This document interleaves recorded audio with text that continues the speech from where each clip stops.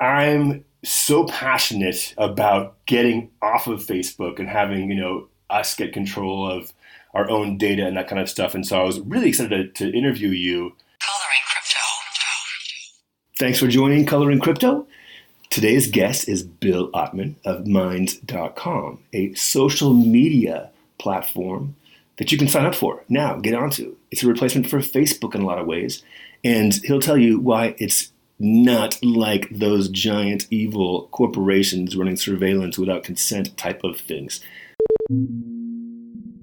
We recorded this just a couple of days ago, and literally yesterday I opened up YouTube and Joe Rogan was streaming, the Joe Rogan Podcast, and today's guest, Bill Ottman, was on it live. And so I went ahead and waded through that interview to make sure that none of this is going to be duplicated, to see if I had to edit it. And in fact, the conversation was quite different. I can't wait to hear what you think. Tweet me at Gabe Colors, GabeColors. Minds.com, CEO and co-founder, Bill Ottman.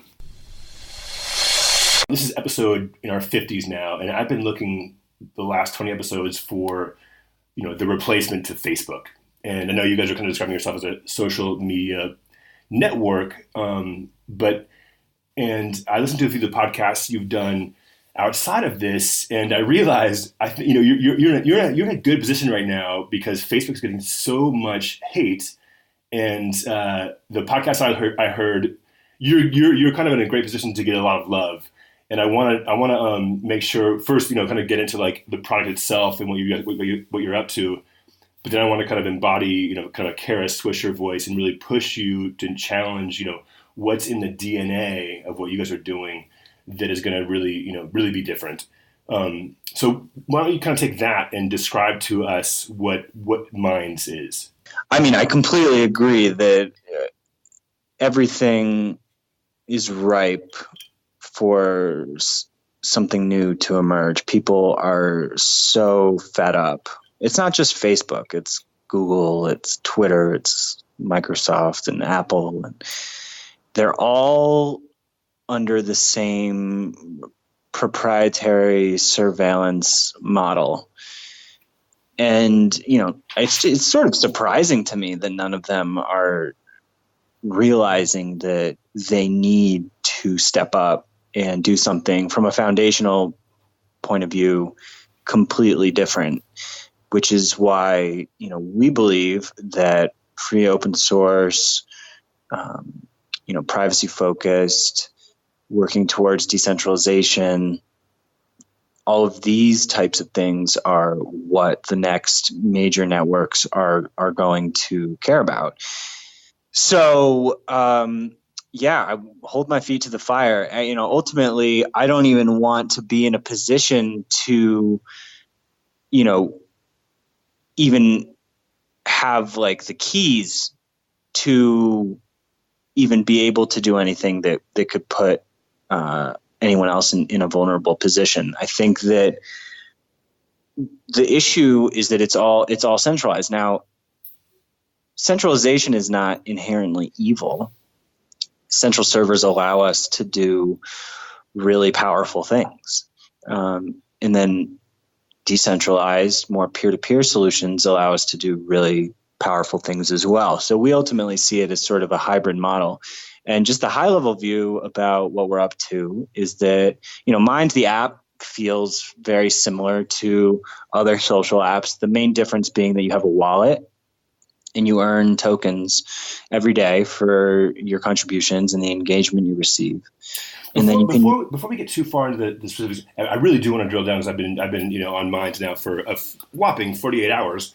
And I want to dig into it and ask you some actually get a little tutorial hands-on with you. But before we do that, let's go big picture and just like, I kind of use my parents, my mom has actually been on the podcast and she's a great mind and financial, person to kind of push against the blockchain in general. And then my dad his social life was Facebook for the longest time. He was all about Facebook, and he just got off of Facebook, which to me was a really kind of canary in the coal mine type of moment. But let's just lay out for the audience kind of timestamp this moment. It's the beginning of 2019. What are specific issues? What are the problems people can experience, a consumer can get, with examples if you can? What's the problem with Facebook? What's the problem with Google? What is the surveillance state exactly? Sure. So I think the biggest one is the surveillance and use of data, and basically there's no way to opt out of it. You can't turn off surveillance on Facebook and Google. They're always following you around, whether it's your location physically, whether it's your browser history, wherever it is. They want to know where you are so they can target the best as you. They want to understand your behavior. Now, all of this stuff is, it's all about consent. And they're taking the exact opposite approach that they should be taking if they want to create a resonant relationship with their customers. They should just be asking people. Now, the problem is that their revenue is fully reliant on not asking you. If they start asking everyone, then they know their revenue is going to drop. So they're stuck because they have built upon a rotten foundation. So surveillance is one issue. The use of data, we see things like Cambridge Analytica. We see all these scandals. You also then have algorithm manipulation, which is one thing that is happening that people don't even, it's sort of complicated. Like on Facebook, you used to actually reach your friends and followers when you posted, at least a large percentage of them. But now you're only reaching like less than 5% of your own followers. So to us, that is, first of all, total betrayal. They brought everyone in under this presumption that you'd be able to reach your community, and then you can't. So, okay, that's the core feature that a social network should provide, the ability to reach the people who follow you, period. Now, I'm curious. I think the consent piece, most people are getting from consumers through to the talking heads and the voices out there. The algorithm, I think that's one of those, in my opinion, I'm curious what you think, it's an uneven sort of degree of sort of annoyance, where I think a lot of users of Facebook, it's kind of like they drip this on us, where they just kind of kept tweaking the algorithm. And consumers, or the users, the people on Facebook, were kind of like, hey, I wanted to just get everybody. I want this unfiltered feed, and I don't see talking heads discussing that as much. In my opinion, I just want transparency. I want to see the algorithm, what they're doing and how they're basing it, and then be able to tweak it. Exactly. You should be able to customize your own algorithm. The thing is that the default newsfeed should be 100% organic and chronological. And because that is the raw feed. People, you should have alternative options to, have the most popular content show up, or, see certain users more, or even have their algorithm come into play. But it should be, yes, you need to understand what it is. We will never understand what their algorithms are because it's all proprietary. There's thousands of variables at play, most likely, with what we're seeing, why we're seeing it.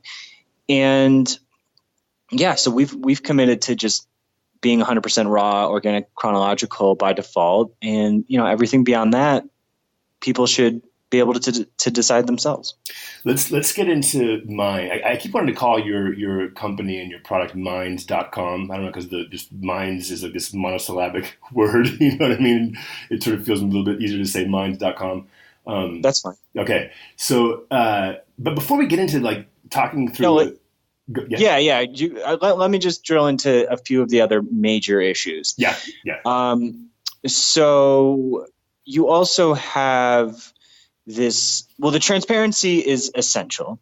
They're all closed source. You then have the algorithms, major issue. You then have the demonetization, which is a major issue. So you have content policies on these networks being completely just out of whack. There's no consistency. Demonetization, not monetization. Demonetization. Well, what happens is the content policies on, for instance, YouTube, have caused certain content to become demonetized. So for creators who are trying to make a living on YouTube, just by mentioning certain words, their content will get demonetized. Now, what does that mean? That means that they can't serve ads on them, and they can't generate revenue. So they can still put their content up, but YouTube will block them from using their ad service to make any money. Well, it depends. Certain content will just get taken down outright. Certain content's not suitable for advertisers, apparently. And so the issue is that all of the major networks basically have the same content policy, which is, very restrictive, very inconsistent. And so you'll have an 18th century piece of art with, some nudity in it getting banned, and then that user getting banned, which is a ridiculous thing. It doesn't make any sense. You have out of context statements that, an algorithm, an AI is misinterpreting as, offensive. And then, the user gets banned, the content gets taken down. Basically, so that is causing chaos, because if you look at the users who are getting banned and then simultaneously users who are allowed to stay up, it seems that there's bias to a certain degree. It's just not a rational or scalable content policy. I want to block out actually a big chunk of this conversation to discuss that whole piece, because it's really tricky. And Jack at Twitter has been going around doing all these interviews and getting pushed on both sides. Both sides are pushing him.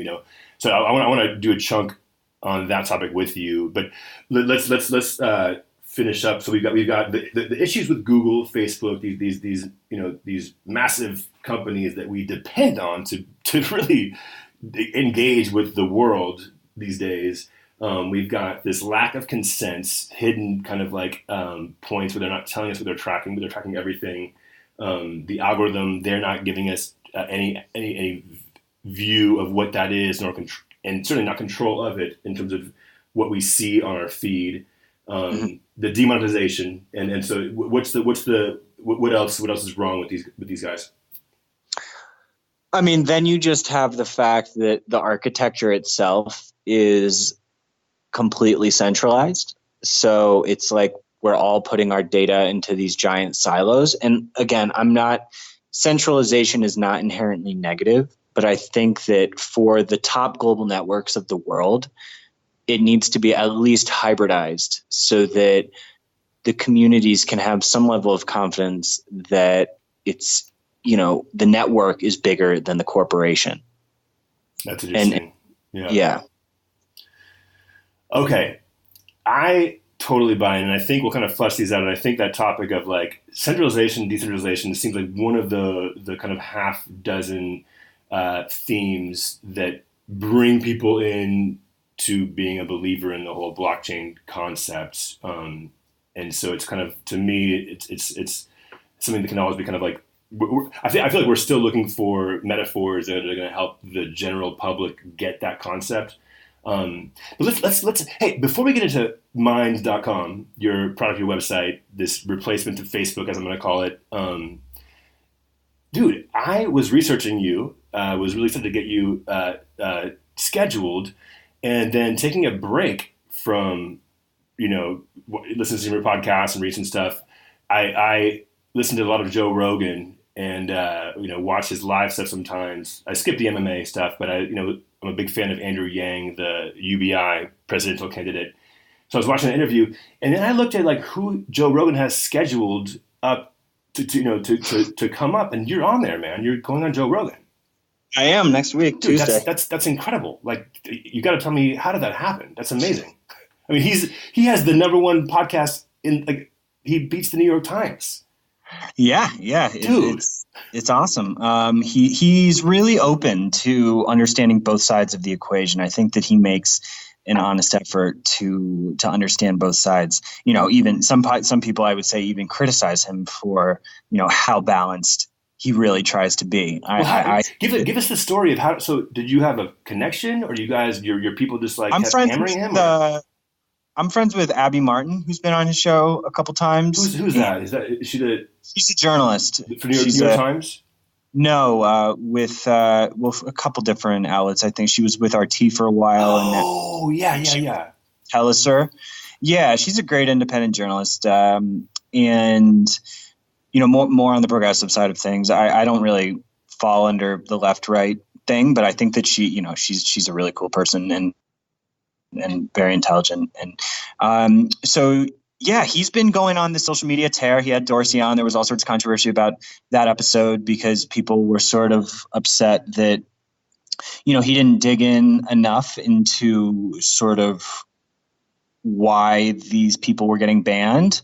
And there was but I think that he literally just didn't have enough information. So he brought on Tim Pool, and Tim really dug in to some of the specifics. And then I can sort of fill in some of the gaps on these exact things that we're talking about right now. It's, and what's been interesting to hear him discuss is, okay, so people get banned, people mess up. Is there a path to redemption? Yeah. And so what we're trying to understand, especially in these major public forums, exiling people from them it's a big deal. Especially if you're getting banned for a highly questionable event. So I think that there's a bigger conversation that we need to have as networks about content policy, because actually, if the research shows with censorship that censorship actually, even though in the short term it can sort of seem to clean up things and make things quote unquote nicer, it makes the internet itself much more radicalized and inflammatory. You're sort of pushing something under the rug that is a much more core cultural problem that needs to be addressed. So when all these big networks are doing this, it's causing unforeseen consequences. And yeah. I mean, it's really interesting though. This is great because we have the same context. I watched little bits of the Sam Harris where they deconstructed they both agreed like that Jack at Twitter is going to really he kind of bores you to death. He kind of bores you into monotonous, not challenging his question, challenging him. Right. And Tim Pool got into what you were talking about. I guess we'll come back to the tutorial of minds. And we'll just that's go fine. into this. To be honest, there's lots of podcasts about tutorials of minds. Yeah, I personally prefer to talk about the issues. I recommend. So Bill, here's what I see. I'm a white guy in my 40s, and what I see as part of this problem is the people that are speaking, the people that are getting banned are these white dudes, this semi-alt-right. They're not like Tim Pool's like, I'm not alt-right, man. But like the problem is everybody talking about it. Sam Harris, best case in point, it's all these white dudes. And we've got to bring the conversation to be diverse to discuss this stuff, because like you're saying, when you censor somebody, it empowers that voice in a weird way. In the same sense, all these white dudes talking about censorship and I'm getting banned. It's like, dude, you're just entrenching that pocket. Yeah, but that's not their fault. I mean, you definitely have diverse people who are getting banned. I mean, like Tim even mentioned, he's like, I think he's half Asian. Right. I mean, you've got Coleman Hughes, who is really interesting. He's a writer. He writes for like Quillette, and there was a good interview of him on Dave Rubin, and he's Black. There are Black people who understand this and who are getting affected. I don't think that, and even plenty of Asian people who are getting affected. I mean, all different races. I think that is unfair it's important to bring more attention to the minorities who are getting affected, just so that people recognize that more. But it certainly is happening, and the censorship is happening to people on the left too. This isn't a right wing exclusive thing. Well, so this is a good leading question into the DNA of these companies, and I think Mark Zuckerberg is the classic. Like my aunt was asking me, should she invest or sell her stock in Facebook, and I was like, dude, this guy is the biggest like geek. He's socially awkward, and we want him to create the standard for how to interact with people. Like, there's something fundamentally wrong with that. The DNA of the product is built by a dude that doesn't get people. And in the same sense of like people challenging, like that whole algorithm where Facebook was categorizing profiles, pictures of black people as like apes. There was a weird, becoming a cliche story. So what are you thinking about that with your company as you grow? I mean, I've been an entrepreneur myself. I know you just got to hustle and make it work. But how are you thinking about your team? Is your team diverse that you're building with? Yeah, I mean, I do want to make clear effort to hire men and women and be as diverse as possible. But physical diversity for the sake of physical diversity, especially with a small team, is I think if I have two people who are of exact equal talent, like would I want to diversify? Yeah, in terms of physical appearance. But at the same time, we have a fully remote team. People from all over the world. We just hired a few people. Just finding people who are fluent in our programming languages is very difficult. We're interviewing everybody, but we've got people from Argentina, we've got people from UK, we've got people from the US. So I think there's so many different components to diversity, and I want to be diverse in every possible sense. But I don't think that it is rational to, especially for small companies. I think once you get into bigger size companies, there should be more concerted effort. But we're putting as much effort as we can just to get people who understand what we're doing. Yeah, and are good. Bill, my head's exploding. I want to go down like 5 different rows right now, like the building out of your team, because I hear what you're saying and I get it. I think you guys, I think we both started companies from the same time, but mine ran out of money and it's still living, so I get it. I get how hard it is, and I'm really impressed that you guys have done what you guys have done with, I don't know, over 1 million users, and it's incredibly impressive. And I get the struggle. And dude, like if you don't have at the foundation, everybody who's an expert on diversity in a company and the reasons for it would say, like, get it in there in the beginning. That's the DNA of the company, And I hear you, as it grows, you can do that, but it's really I agree with that. I mean, but the thing is, we have our first funding round was a Reg CF round, and 1,500 members of our community bought stock. So we have 1,500 plus shareholders. I don't know what the demographics of them are, but I'm very positive that there is a wide mix. We have a very wide spectrum of political thought, from progressives to libertarians. We do have diverse types of people who, the people who do choose to identify themselves on the site. And I think by being open source, we're sort of giving ourselves to the world. I want everyone to be a part of it. It's and that's our DNA.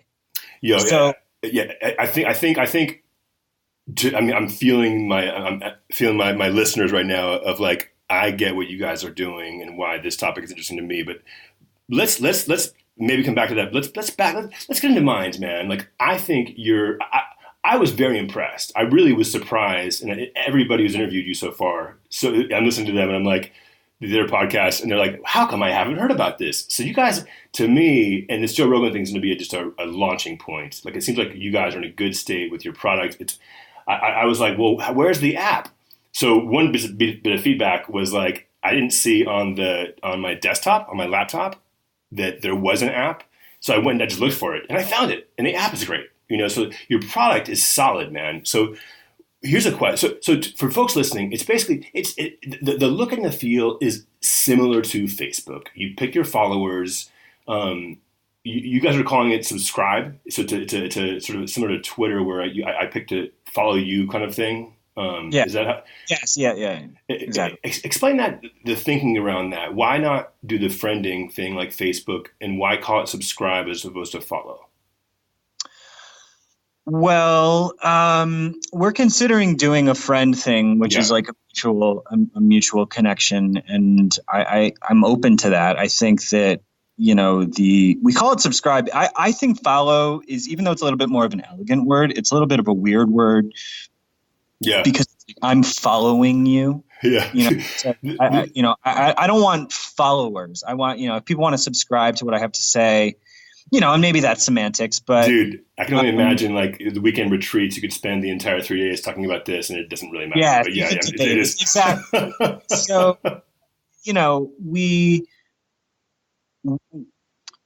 let's see. We would consider a friend feature. We would consider a private profile feature. Right now, everything's public. We don't have like a closed account feature, which some people do want, but we just want to make sure that it's actually private, because, Facebook will tell you that, your account is private and locked down. Yeah. It's not. It's Facebook can see everything that you're doing. I would want to do it in a way where, we can't even see what you're doing, so that it's actually private. It's actually encrypted. So, I think that, sorry. Yeah, for folks listening, so you go to minds.com, sign up, man. It's worth it. Just folks listening, go to minds.com, get an account, follow me or subscribe to me, Gabe Colors, follow Bill Ottman, BILLOTTMAN. Just actually, just Ottman. Just Ottman. It's Ottman. So minds.com, minds.com. So it looks like Facebook, except for this whole thing where you can buy tokens. That's the real distinction. And buy tokens means you can spend, I heard you say, like 15 cents to get 1,000 a token that will boost your post. So it's really giving you control over who sees your stuff. So Bill, my first question, man, I got in here, like I think I have 3 subscribers. No, I have 4 now. I have 4 subscribers. I have no idea. I posted on Facebook. I went to this advanced crypto asset group on Facebook, and I said, "Hey, who's on Minds?" And they were like, "Dude, are you spamming us?" And the crazy thing, when you post on Facebook, you guys are I have never seen the security issue before, and I heard you discuss it on a different podcast. But Facebook has you guys in some weird category, which if I was a conspiracy theorist, I would be thinking that they've got you guys on some like competitive, keep them hobbled list. They must. Basically, right now, you cannot send Minds links through Facebook Messenger.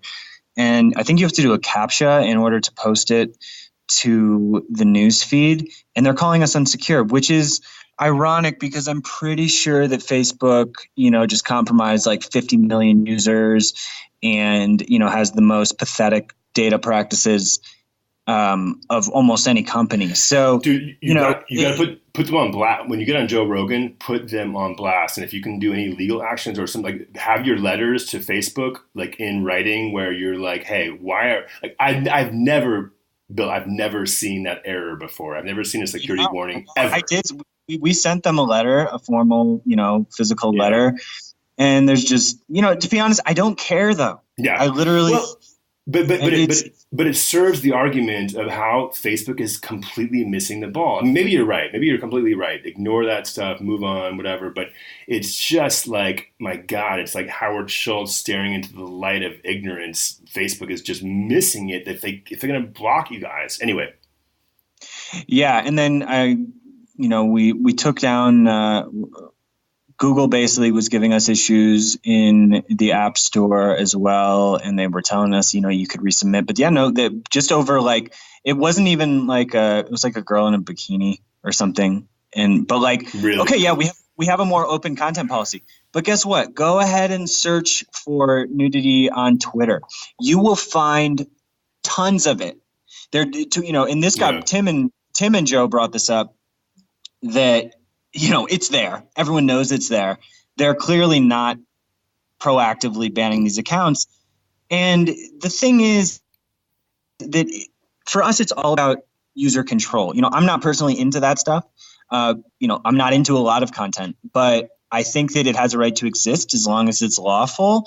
And, as long as you're giving people good controls to curate their own experience, I mean, you're going to fall into the void of subjectivity in content moderation if you have these policies. Like if for instance, something like nudity, there's so much nuance within nudity. You have art, you have, just that. Nipple. Yeah. Just free the nipple. I mean, like, it's just get over it. Let people be people. Let, people control their experience. If you don't want to see, we have filters, we have explicit filters. And explain the difference between, so if I go to the upper right corner, I click the gear and I get this option to click open or explicit. Explain those filter options to me where I can control my own feed. Yeah, so explicit is like, what you can imagine. Who's tagging that? Who's filtering that? Who's like marking? Users, the community, and us together. Okay. We were trying to make our whole moderation process more community oriented. We're even considering bringing in like a juror situation, so that if something is wrongly categorized or taken down, then there can be like jurors in appeal process, so that we can even be held accountable. Like a third party that would sort of address that. Not like a centralized third party, like actual users. Huh. Yeah. So, and then open is more like just. Well, I turned open. Safe. Yeah. I'm not sure I turned it on or off, which is interesting. But anyway, I flipped the toggle on open and I got a bunch of Vietnamese posts. And I was like, oh, that's okay. I should probably keep that. I can't read them. Yeah. I mean, we basically have 3 layers because we want the default experience to basically be okay for like, a teenager or like family friendly. So, yeah, especially because we have the boost system, which injects boost from all different people all over the site. We sort of needed multiple categories, but to be honest, it's a work in progress. I don't think that we have it nailed on the head yet. I think what's been the hard? I mean, dude, the mental challenges you have and your team has are kind of like the modern day great. There's no perfect answer here. Clearly, you got Jack Dorsey like challenged with this.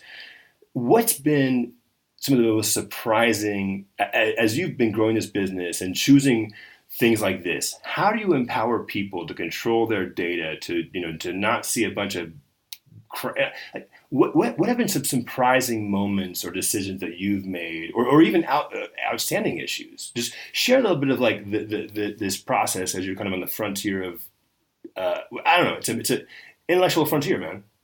Yeah, I think that honestly, the content issue is one of the most difficult issues. And what Twitter and Facebook have decided is that basically they're not willing to deal with the backlash, both socially and politically, for housing, controversial content. Now, Twitter is clearly in no man's land because they're allowing pornography, but they're subjectively banning all sorts of random stuff. But the point is, they're trying to act like they care, but they really don't, and it's causing so many problems. It has to do with advertisers. It has to do with pressure from the app stores.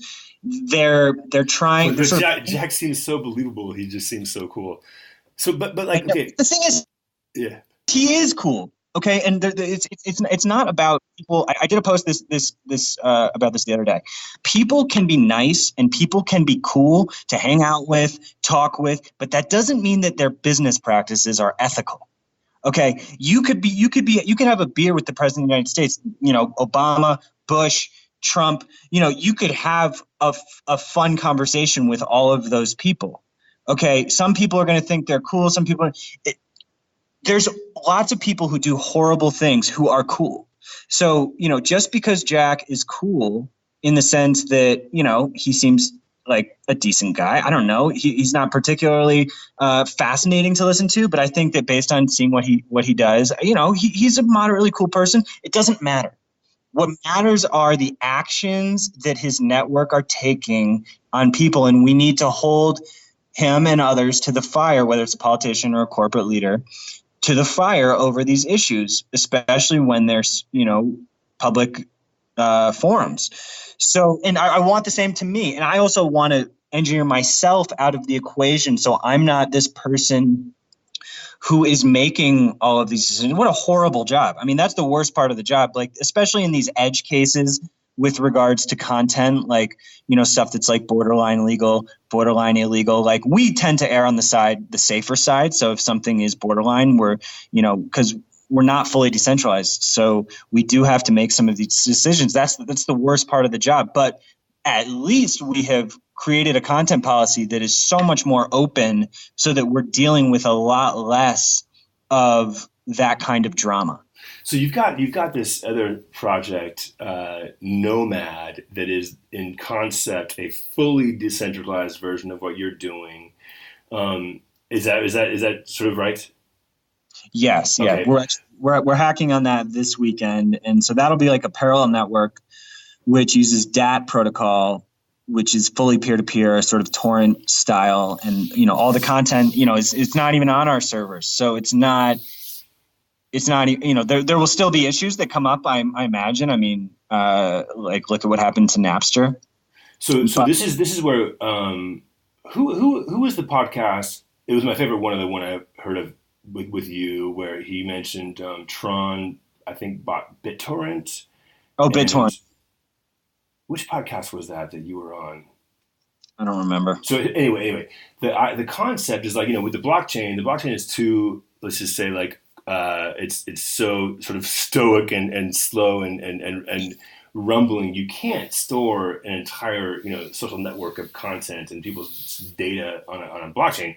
But if you partner or if you interact, create some smart technology to have the blockchain interact with a torrent software, that content can be distributed everywhere, which seems to be like a really good solution. So tell it. First of all, I'm trying to find a way to explain this stuff in the simplest way, and then I want to find out what you guys are doing. Yes, so that's basically the gist of it. We also still don't see it's like an absolute model, decentralized or centralized. I think that the issue with decentralized is that you can't delete it. And sometimes you want to be able to delete what you post. And so, it's a paradox. And we need to basically be able to offer both so that users can be deciding how they want their content to be treated as data once it's. Dude, so who are you talking to? So, this matters. This is huge. That's one of the core pieces of this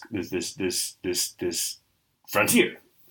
Who are the thought leaders, or who can you talk to like, just your team, or like, how do you figure this out? Yeah. I mean, I think that, there's a lot of people in the blockchain space. Like, DAT protocol is similar to IPFS, and there's a lot of blockchain projects that interface. I'm gonna put DAT on my notes, and I did through your stuff learn about DAT, and then what did you say, IPFS? IPFS, yeah, it's similar. And so I think that if you look to, the creators of DAT, the creators of IPFS, BitTorrent is a great project. I think that was a smart move by Tron because it's just much more scalable.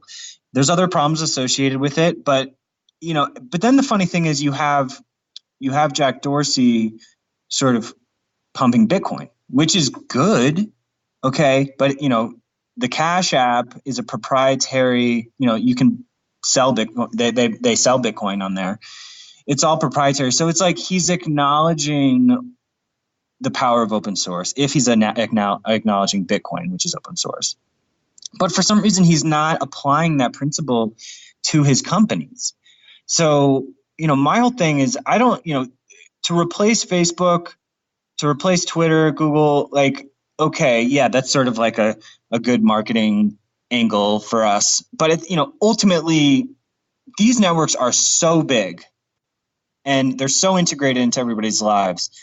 They're not just going to disappear in the same way that MySpace. And MySpace is still up. You can still log in. They still have some users. but they're not just going to disappear. I think the best that we can do is, yes, we can try to rise up and become competitive with them in terms of user base, but we also want them to transform. I mean, the more apps that we can convince to go open source, to start respecting people's data, giving people control, opening up their content policies to be more rational with the direction that we're trying to evolve. Maybe you can push them there, and I hope so. But I mean, honestly, like the whole Howard Schultz run for president really solidified for me that concept of like once you're a billionaire and once you're in a bubble, you really just got no sense, man. Like I don't think Dorsey, maybe Jack Dorsey with Twitter, maybe, but Zuckerberg, absolutely not. He doesn't see this. He really. He has this weird utopian vision of the world all coming together as one and drinking Coca-Cola and this happy thing, and he doesn't get it. I'm not saying they do. I don't think any of them get it. Yeah. If they got it, they would already know this. This is all totally, clear as day. I don't think they're going to be the ones to just voluntarily do it and have a change of heart. I think that it is the major influencers who need to sort of band together, who are using these platforms and demand it, to be honest, because the influencers are the ones who are bringing all the traffic to the network. And if they're not going to treat people fairly, and they're certainly not really rewarding people. I mean, Twitter doesn't have any serious monetization for users. I think Periscope might have some stuff, but this is the thing. Like, on a lot of the podcasts I heard with you, like for me personally, the monetization piece, I get it. It's not nearly in the priorities of what I'm concerned about. But here's what I want, man. I want to know what data of mine is going where. And I want to be able to selectively isolate those pieces of my behavior that you're recording on Minds. So as I interact with Minds, I want to be able to see what stuff is going where and then be able to grab it and pull it back and go, guess what? Nobody can see this behavior. I mean, dude, imagine a journal. Like, why is my social network not a journal where I can post my deepest, darkest, most fucked up versions of my experience today and lock that down, and it's secure and I trust it because of the blockchain, right? So these levels of privacy. So I get you, and you're probably right in terms of your business to be focused on monetization. But as a user, and the reason I'm passionate about hating Facebook is because I just really want to know where my data is going, my behavior, what's getting tracked. I want to see it, but I also want to control it. Yeah, I mean, we're going to be launching a whole data initiative that sort of combines open data with controlled data. Once you go on Joe Rogan, your subscriptions are going to explode. Right now I got 4 subscribers to me. Why can't I go to Facebook, download all of my data, and then upload that to Minds? That would be great. Yeah. I think some sort of export tool or import would be a good project that we should work on, and we should do that.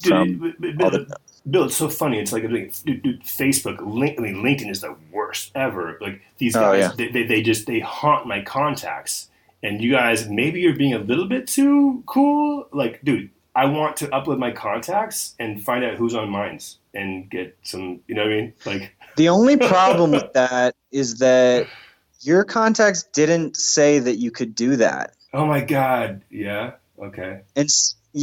So that's a philosophical debate that we're struggling with. I mean, bam, Kara Swisher, if you're listening, that's a really high bar of integrity that we got to figure out. It's probably too high. It's too high. No, it's too high. It's too high. But you're right. Is, man, I can't.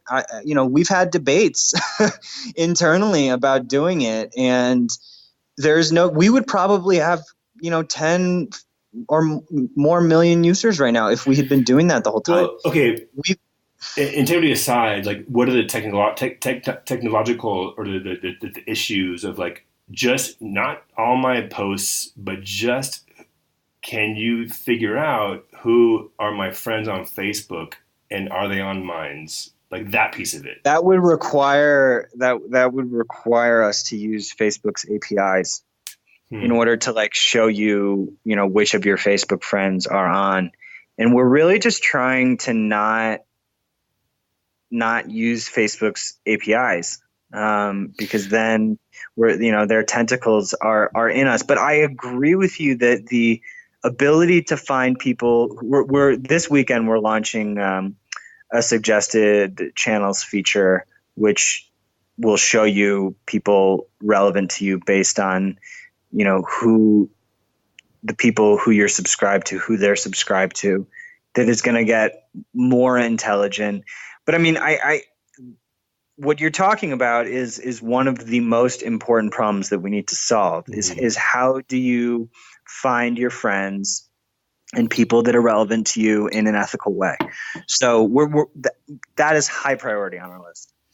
So we'll do it. We should revisit. So I understand you guys are getting closer and closer to like live video thing, and what I love is to schedule with you. Like once you guys have your live video channel, let's do another podcast and let's do it on Mind's video feed.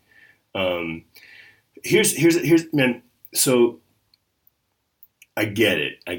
Like the integrity of the users, but like, dude, I'm not going to go back to Minds right now. I mean, I will only because of our conversation. But like, I have 4 followers, and I posted on Facebook and I posted on Twitter, like, hey, follow.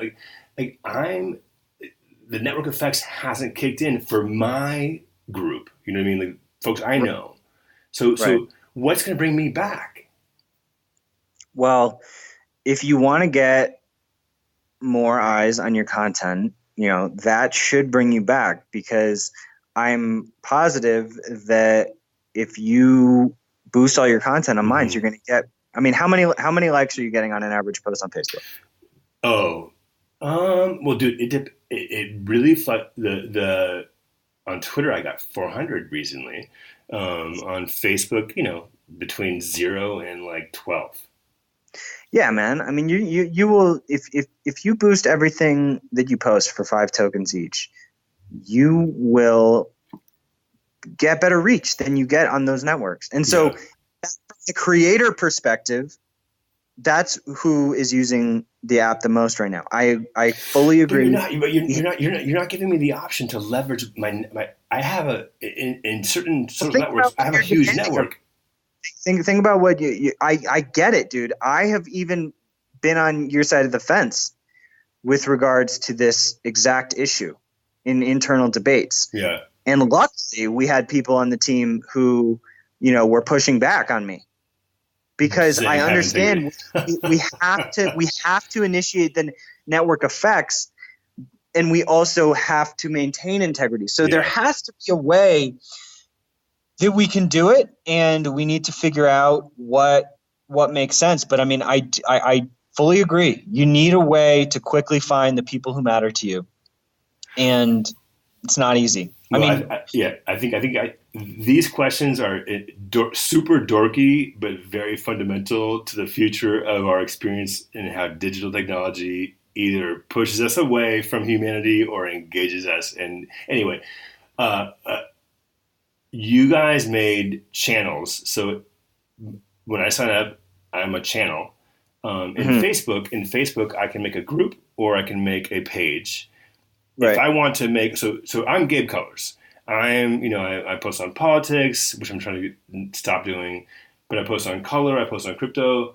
I've got a few different, I've got some websites and I've got a bunch of stuff. If I want to broaden my presence on Minds.com, how do I use this? I'm used to this paradigm of Facebook where I'm a user making a page or a group. On Minds, is it all for me, or do I make a bunch of different channels, or what's the best way? Talk us through, how do you make yourself badass through your medium of Minds.com? Yeah, so on Minds, a channel is basically like a page on Facebook or a user page. or a me or it's user. Yeah, it's a user. Yeah, it's the same as a page on Instagram or a channel on YouTube. We just call it the word channel. And, you can make groups as well. We actually just launched video chat in groups, which will evolve into live streaming, which you were just talking about. So you can do video chats, which we call gatherings, in groups. So I would recommend sticking to a channel. My own personal one. So give colors as opposed to making one that's like colors relative and. I mean, if you have like my podcast. I would make one for your podcast too, and then you can have your personal channel and your brand channel sort of co-leveraging each other. How do I make my separate channel for my podcast? Do I log out and then make a new sign in? Yeah, an email? we're definitely going to add like a multi-account toggle, so you can, totally get it. No problem. Yeah, totally. Yeah. But then these are like the seemingly stupid things, but like that's why Facebook has like this leap up on you guys or just competitors, because like that is such a technological pain in the ass to like create a user level and then a second degree of like log in and make a different page and et cetera. So you guys are doing channels and keep it there honestly, for now. Maybe you make a group for the podcast. I don't know. I mean, a lot of people do it different ways, but the best thing that I can recommend now to start to have a good experience and start to engage with the community is every post boost it for 5 tokens. I'll send you a handful of tokens after this so you can start to feel it. You will start getting engagement like a lot. Mm-hmm. And that feels good to people. And it's going to be a big focus of ours this year, solving, the personal network issue, because it's just essential to do that. But I just say boost every post for 5 tokens. That's 5,000 extra views on every post. You'll start to see the engagement, post all sorts of diverse stuff, post memes, post videos, post articles, post just statuses, and you'll start to feel it. It's a visceral thing, and join some groups, follow me, go through my feed, see the kind of crazy stuff that is totally diverse user base, lots of amazing artists, podcasters, filmmakers. You'll start to feel sort of the pulse, and it's a juggernaut task. I mean, this is the hardest thing in the world to do, is to disrupt these big networks. And I did some research. I posted a couple places. I was like, who else is doing this? And there's I can't believe I hadn't heard of minds.com, and you look at and when I posted out, like, who else is trying to disrupt Facebook? They're really it's mind-boggling. Dude, on so many levels. First, why aren't there a bunch of you?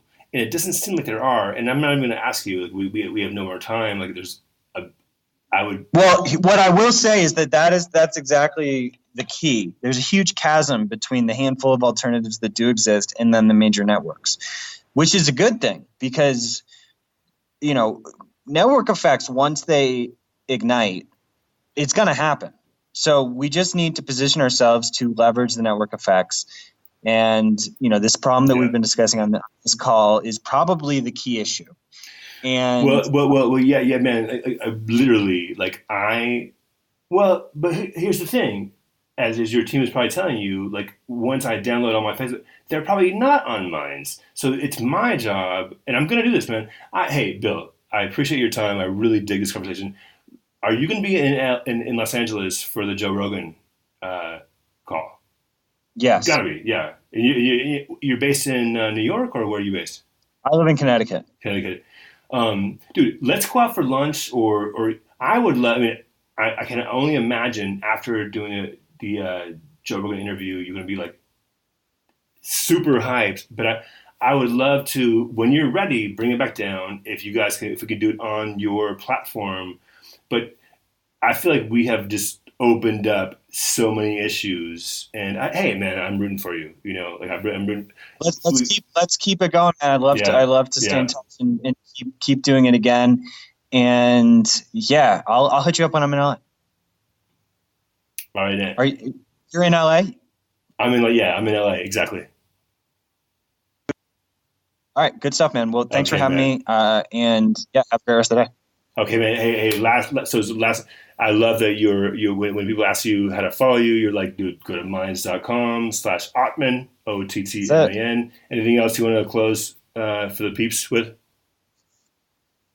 I would just say the apps that we use are what create the most powerful companies in the world. So it's like voting with your time online is literally what is creating the power structure of the internet. So it's not about going cold turkey. You don't have to delete Facebook yet. I did. Maybe you'll get there at some point. But unless you support alternatives, the alternatives are never going to happen. Even if you just pop in once in a while to see what's happening, do a couple posts, it's all about voting with your time. You on the browser level, on the operating system level, on the app level, and then voting with your dollars too. Like I think that philosophy is so important to morphing the world how we want it to be. Well, thank you so much, Bill. And I'm going to do a little campaign. I'm thinking in my mind of like 4 or 5 friends, my homies. I'm going to probably message them. I'll probably SMS them. I might tweet, but I'm going to say, hey, get on Minds. Let's see if we can let's get some, let's plant a little momentum for network effects, because fuck Facebook. I think that's your push. Agreed, man. Yeah, hit me up. I'll help. I'll join your little posse. All right. Thanks, Bill. Appreciate it. Coloring Crypto.